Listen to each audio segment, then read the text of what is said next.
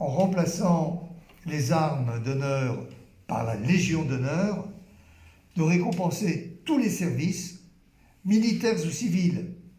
Et je suis étonné que, encore aujourd'hui, certaines personnes croient que la Légion d'honneur a été créée uniquement pour les militaires et que ce n'est que bien plus tard qu'elle a été attribuée à des civils.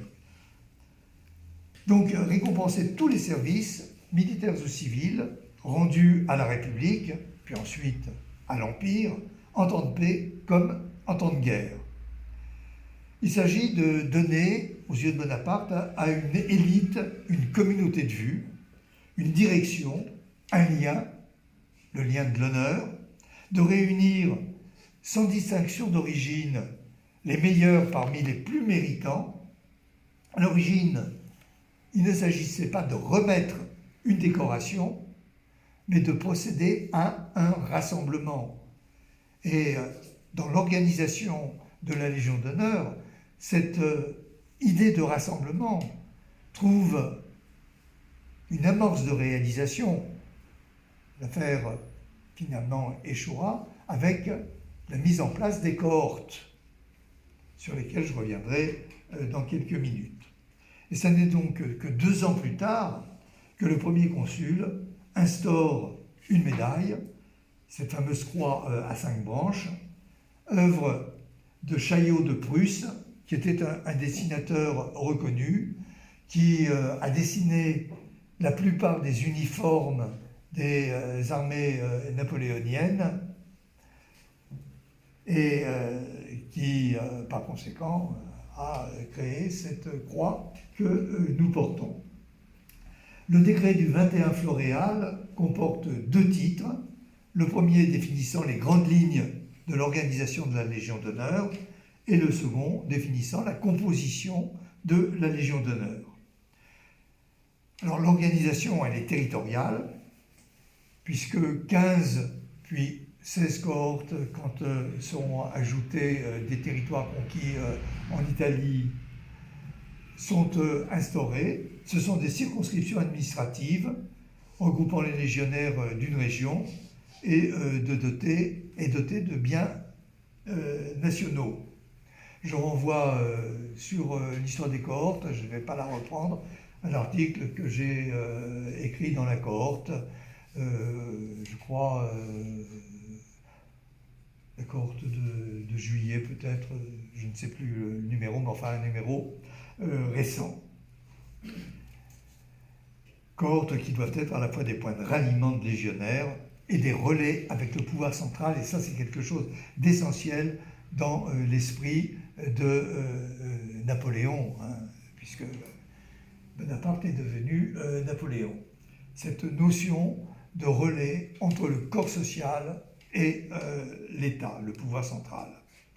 Alors, l'administration des cohortes a été supprimée en février 1809 et un décret de juillet 1814 supprime tout bonnement les cohortes. Un grand conseil et un grand chancelier sont instaurés, preuve que cette décoration est aussi bien attribuée aux militaires qu'aux civils. Le premier grand chancelier est un civil, puisqu'il s'agit du savant Lacépède. Un peu plus tard, sous la Restauration, l'on aura un ecclésiastique qui sera grand chancelier. C'est le seul ecclésiastique, comme Lacépède est le seul civil, puisque par la suite, tous les grands chanceliers, jusqu'à aujourd'hui, sont des généraux ou des amiraux. Un grand conseil est institué, composé de Bonaparte, bien évidemment, chef de la Légion, comme aujourd'hui le chef de l'État est en quelque sorte le chef de la Légion, de Cambacérès, de Lebrun, de Joseph Bonaparte, de Louis Bonaparte, de Kellermann et de Lacépède. À côté du Grand Conseil, il y a un comité de consultation qui est l'ancêtre du Conseil de l'Ordre d'aujourd'hui. La grande chancellerie est aussi instituée dans un bâtiment qui est acheté en mai 1804, qui est le palais de Salm, qui est aujourd'hui encore le siège de la grande chancellerie, sauf que le palais de Salm a brûlé sous la Commune et qu'il a été reconstruit à l'identique par la suite. Sont instaurés les grades. La loi du 29 Floréal en 10 crée 4 grades: les grands officiers, les commandants, les officiers et les légionnaires. Le 10 Pluviose en 13, un grade supérieur est créé, la grande décoration, dont les titulaires sont dénommés grands aigles. Le 21 juin 1814, la grande décoration est remplacée par la Grande Croix, que vous connaissez tous. Quelques jours plus tard, les Grands Croix sont remplacés par le Grand Cordon. Le 26 mars 1816, la Grande Croix est rétablie. Donc, ces allers-retours Grand Croix, Grand Cordon, Grand Croix s'expliquent par la Restauration, les 100 jours, la deuxième Restauration. Et le 26 mars 1816, en même temps que les Grands Croix sont rétablis, les commandants deviennent commandeurs, grade qui existe toujours. Et depuis 1816, par conséquent, la hiérarchie, entre guillemets, est celle que nous connaissons actuellement: 2 dignités, Grand Croix, Grand Officier, et 3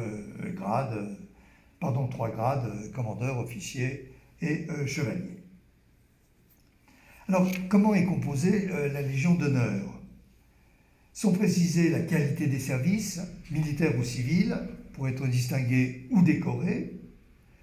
Il y a une distinction qui est faite entre les actions d'éclat, qui peuvent valoir attribution immédiate de la Légion d'honneur, et annuité de service avec le minimum de 25 années de service.